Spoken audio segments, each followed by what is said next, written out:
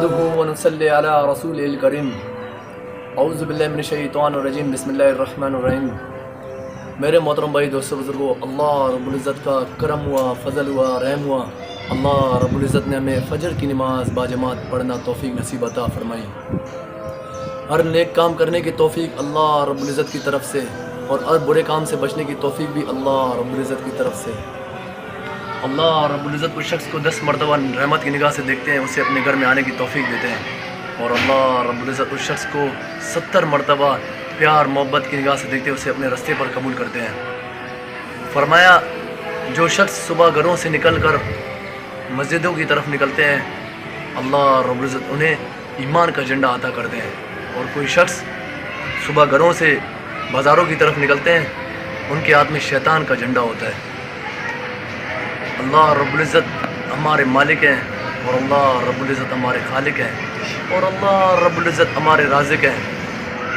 اللہ رب العزت ہمارے مالک ہیں، ہم مخلوق ہیں۔ اللہ رب العزت ہمارے خالق ہیں، ہم مملوک ہیں، ہم کچھ بھی نہیں۔ اور اللہ رب العزت ہمارے رازق ہیں، ہم اللہ کے در کے فقیر ہیں۔ اللہ رب العزت کی ذات حقیقی ذات ہے، اور اللہ رب العزت کی صفات بھی حقیقی صفات ہے۔ اللہ رب العزت نے ساتوں زمین، ساتوں آسمان، ساتوں سمندر اپنی قدرت اور امر سے پیدا کیا، اور بغیر نقشے کے پیدا کیا، اور کسی سے کوئی مشورہ نہیں لیا۔ اللہ رب العزت نے ساتوں زمین، ساتوں آسمانوں کو 6 دن میں پیدا کیا، اور اس طریقے سے پیدا کیا آج سے پہلے جو آسمانیں تھے اس میں کوئی درار بھی نہیں ہے، اور آئندہ بھی جب ہم اس دنیا میں نہیں ہوں گے تب بھی یہ آسمان ایسے کے ایسے ہوں گے۔ اللہ رب العزت نے ان ساتوں زمینوں کو اپنی قدرت اور اپنی امر سے پیدا کیا۔ فرمایا کہ ساتوں آسمان اللہ تعالیٰ نے بغیر ستون کے بنایا، ایک پلر بھی نہیں ہے۔ اگر ہم اپنے گھر بناتے ہیں تو اس میں 4 پلر لگاتے ہیں، 4 ستونیں اس میں لگاتے ہیں، تب جا کے وہ بنتا ہے۔ لیکن میرا اللہ رب العزت نے ان ساتوں آسمانوں کو بغیر ستون کے بنایا۔ اللہ رب العزت نے آسمانوں کی خوبصورتی کے لیے چاند ستاروں کو پیدا کیا، اور اللہ رب العزت نے ان ساتوں زمینوں کی خوبصورتی کے لیے جنگلات میں درخت اور پھل فروٹ میوے سب کچھ ہمارے لیے بنایا، اور ہمیں صرف اور صرف اپنے عبادت کے لیے بنایا۔ میرے محترم بھائی دوستو بزرگو، اللہ رب العزت کی ذات وحدہ لا شریک لا ذات ہے، اللہ کا کوئی شریک نہیں۔ اللہ رب العزت کا نہ تو کوئی مثال ہے، اور نہ اللہ رب العزت کا کوئی مثل ہے، اور نہ اللہ رب العزت کا کوئی ثانی ہے۔ اللہ رب العزت نے ہماری مثال ایک مکڑی کی جال کی طرح رکھی ہے۔ جس طریقے سے مکڑی ہمارے گھروں میں اپنا جالا بناتا ہے، اور ہم آتے ہیں اسے 1 منٹ کے اندر صاف کر دیتے ہیں، اللہ رب العزت چاہیں اس دنیا کو 1 منٹ کے اندر صاف کر دے اور ہم کچھ بھی نہ کر سکیں۔ میرے محترم بھائی دوستو بزرگو، میری کامیابی، آپ کی کامیابی، اور پورے عالم کے انسانوں کی دنیا اور آخرت کی کامیابی، اور قیامت تک کے آنے والے انسانوں کی کامیابی اللہ رب العزت نے پوری کی پوری 100% دین میں چلنے میں رکھی ہے۔ یہ دین میری زندگی میں آ جائے، آپ کی زندگی میں آ جائے، اور پورے عالم کے انسانوں کی زندگی میں آ جائے، اس کے لیے حضور صلی اللہ علیہ وآلہ وسلم والی مبارک محنت ہے۔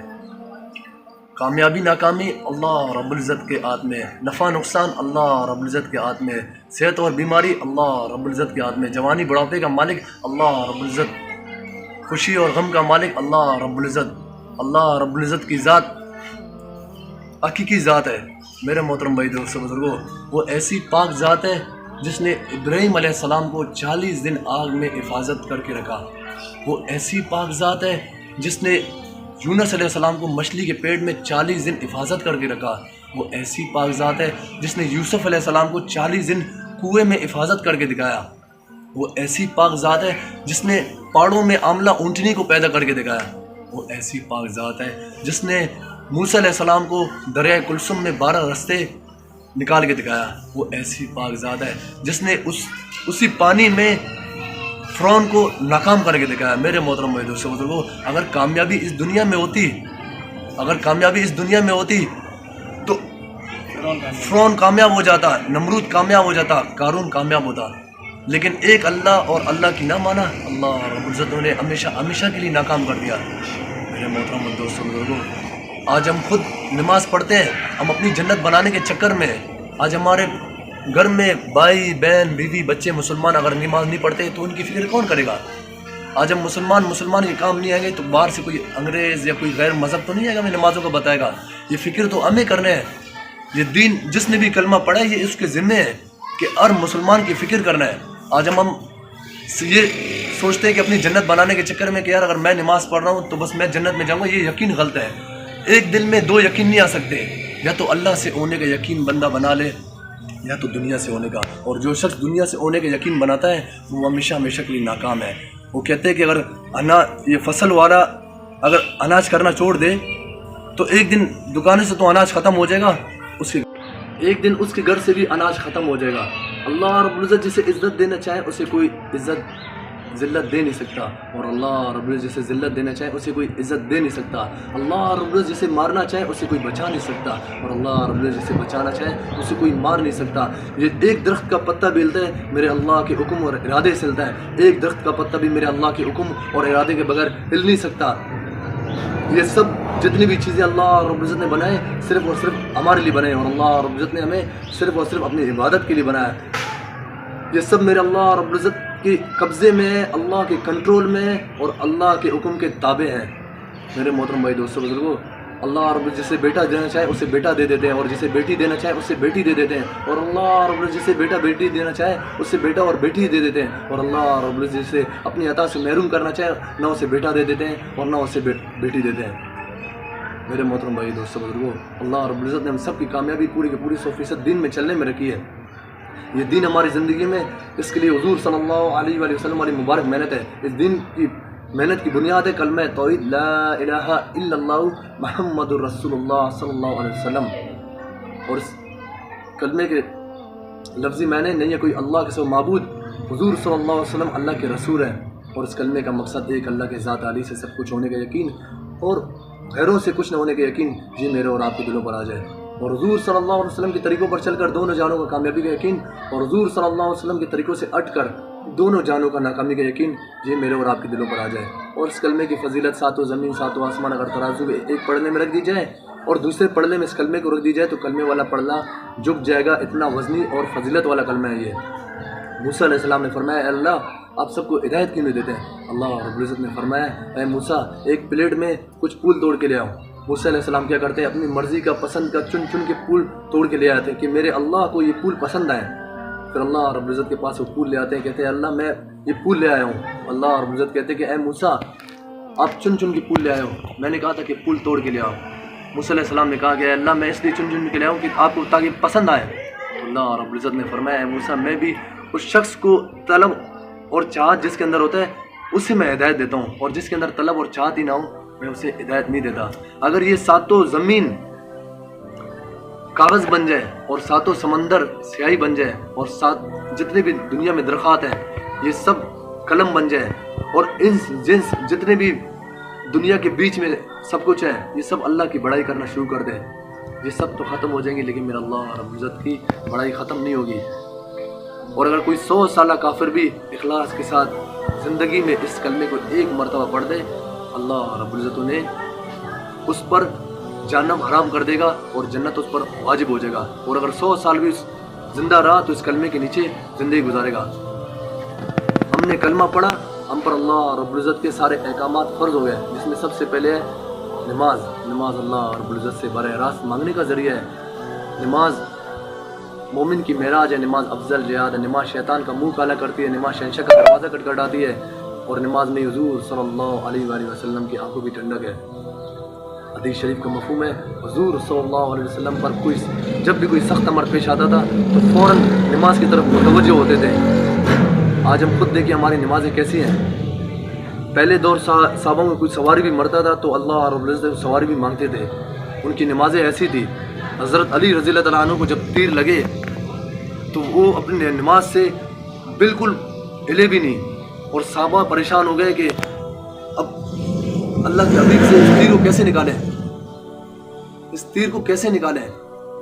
جب حضرت علی رضی اللہ عنہ نماز کے لیے کھڑے ہو گئے تو انہوں نے صحابہ نے تیر نکالا, اور حضرت علی رضی اللہ عنہ جب فارغ ہو گئے نماز سے تو صحابہ کو کہا کہ آپ میرا تیر نکال رہے تھے. وہ ایسی نمازیں تھیں ان کی کہ جن کو ایک چیز کا پرواہ نہیں تھا. آج ہم نماز پڑھتے ہیں دنیا کے خیالات ہمارے دلوں پر ہے, सामने दुनिया होता है, अगर कोई मक्खी हमारे पर आ जाता है तो मक्खी को 50 मरतबा मिलाते हैं। हम ये नहीं सोचते कि हम किस बादशाह के सामने खड़े हैं। अगर एक सिपाही के सामने खड़े होते हैं तो उसके सामने हम बिल्कुल बोल नहीं सकते हैं, किसी बड़े अफसर के सामने खड़े होते हैं उसके सामने हम बात भी नहीं कर सकते हैं, लेकिन इतने बड़े बादशाह के सामने हम खड़े होते हैं, हम दुनिया के ख्यालात साथ ले आते हैं और फिर हम कहते हैं कि हमारी नमाज़ें कबूल नहीं हो रही। हदीस शरीफ का मफ़हूम है कि हुज़ूर सल्लल्लाहु अलैहि वसल्लम एक मरतबा सर्दी के मौसम में बाहर तशरीफ़ ले गए तो दरख्तों से पत्ते झड़ रहे थे। हुज़ूर सल्लल्लाहु अलैहि वसल्लम ने एक दरख्त की टहनी को पकड़ा तो और भी दरख्त से पत्ते झड़ने लगे। हुज़ूर सल्लल्लाहु अलैहि वसल्लम ने फरमाया, अबू ज़र, जब मुसलमान बंदा इखलास के साथ नमाज़ पढ़ता है तो उसके गुनाह भी ऐसे झड़ते हैं जैसे पत्ते से दरख्त झड़ रहे हैं। हदीस शरीफ का मफ़हूम है, अगर किसी के घर के दरमियान और कारोबार के दरमियान में एक नहर हो और उसमें दिन में 5 मरतबा गुस्ल करे तो क्या उसके बदन पर कोई मैल कुचल बाकी रहेगा? सब साहबाओं ने कहा, या रसूलल्लाह, कुछ भी बाकी नहीं रहेगा। हुज़ूर सल्लल्लाहु अलैहि वसल्लम ने फरमाया, यही हाल 5 नमाज़ों का है। जब हम 5 नमाज़ों को उसके वक्त पर एहतमाम के साथ पढ़ते हैं तो हमारे जिस्म में कोई मैल कुचल बाकी नहीं रहता। बहुत सी हदीसों में मुख्तलिफ तरीके से ये मज़मून वारिद हुआ है।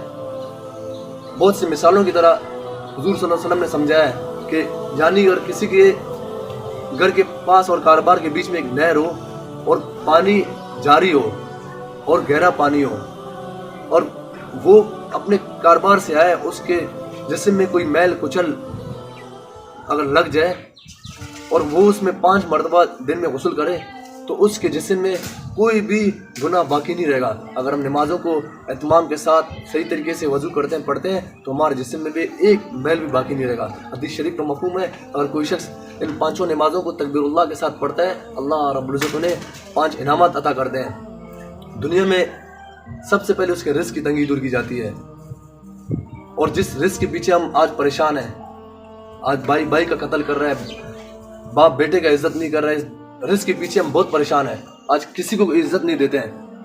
अल्लाह रब्बुल इज़्ज़त फरमा रहे, सबसे पहले उसकी रिज़्क़ की तंगी मैं दूर कर दूंगा और मरने के बाद कब्र के अजाब से बचाऊंगा।